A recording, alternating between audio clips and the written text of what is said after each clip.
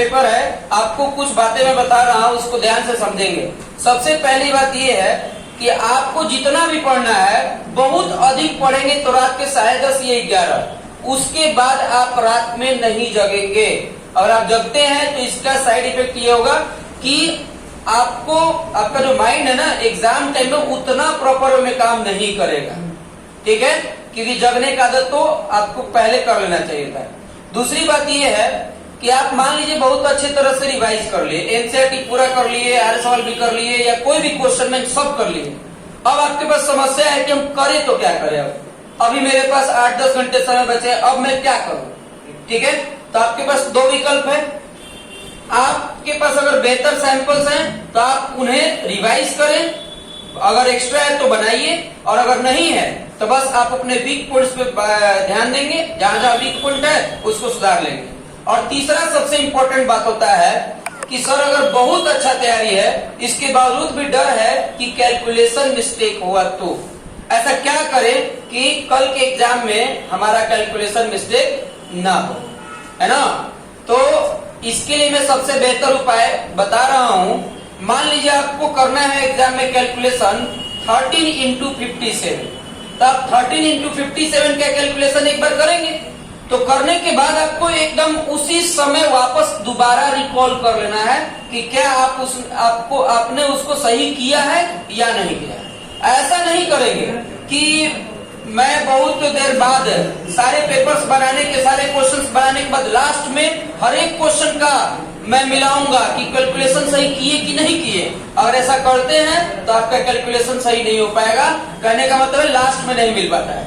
इसीलिए जिस क्वेश्चन को सॉल्व करेंगे उसी समय उसका कैलकुलेशन करेंगे। 15 गुना 18 आया तो आप 15 गुना 18 करेंगे, ठीक है।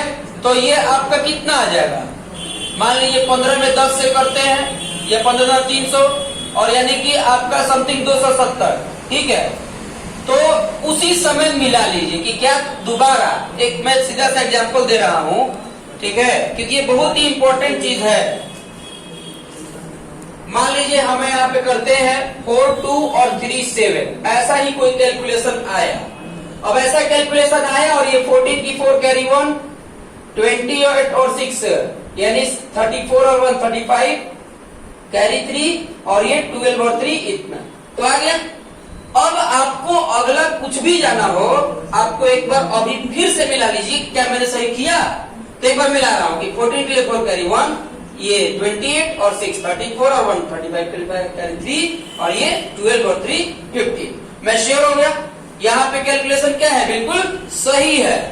इसके फायदे क्या है, अगर आप उसी समय रिकॉल कर लोगे ना तो तुम जितने भी क्वेश्चंस बना रहे हो उसमें पॉजिटिविटी आएगा कि मानो तुम 20 को क्वेश्चन बना चुके पहले, तो तुम खुश रहोगे कि मैंने 20 क्वेश्चन बनाया, सही बनाया है, उसका कैलकुलेशन गलत नहीं। और इसका सीधा बेनिफिट मिलेगा आपको आगे के क्वेश्चंस सॉल्व करने में। बात समझ में आई। तीसरी बात, घबराना नहीं है तनिक भी। कभी होता है आपको 38 क्वेश्चंस टोटल सॉल्व करने हैं, तो 38 क्वेश्चन सॉल्व करने हैं, तो ऐसा भी वक्त आएगा क्योंकि आप भगवान नहीं है, कभी एक क्वेश्चन आपको लगेगा कि मैं गलत कर रहा हूं, तो घबराइएगा मत। ऐसा नहीं कि एक क्वेश्चन के चक्कर में आने वाले क्वेश्चन में भी आप डिस्टर्ब हो जाए, नहीं, आपको जहां तक लग रहा है कि हम आप बेहतर सॉल्व कर पा रहे हैं वहां तक कर लीजिए। और लगे कि वो दिक्कत कर रहा है तो प्लीज थोड़ा सा जगह छोड़ करके आगे के लिए प्रोसीड कर लेंगे। नहीं तो ऐसा होता है कि बच्चे प्रेशर में क्या करते हैं, उसी में फंसे रहते हैं और उसके बाद निगेटिविटी में चले जाते हैं। ऐसा नहीं होना आपको। एक क्वेश्चन नहीं बना तो नहीं बना, कोई दिक्कत नहीं है, मुझे बाकी के क्वेश्चंस करने हैं। बात समझ में आई। तो ये करना है। अगर आप सोचिए 80 में 70 भी करते हो, स्कूल से अगर 20 मिल गया 18 मिल गया तो आप 90 के आसपास जा रहे हो, वो भी कोई बुरा नहीं होता है। तो ऐसे सोच के जाओगे तो बहुत बढ़िया करेगा, समझ गए। निगेटिविटी में नहीं जाना है, ठीक है। और जिनका बहुत परफेक्ट तैयारी है सोच के जाओ कि मुझे 80 में 80 करना है, यही सोच के जाना है, समझे। ओके, अब आपको ये सारी चीजों का अगर आप ध्यान रखेंगे तो आई होप कि आप बहुत अच्छा से एग्जाम देंगे, समझ गए। 3 घंटे का पेपर होता है, बहुत टाइम है अगर आप बिना रुके सॉल्व करेंगे। ऐसा नहीं कि एक क्वेश्चन सॉल्व किया फिर 5 मिनट रुक गए, ये होगा वैसे होगा, समझ गए? तो ऐसे में टाइम लगेगा।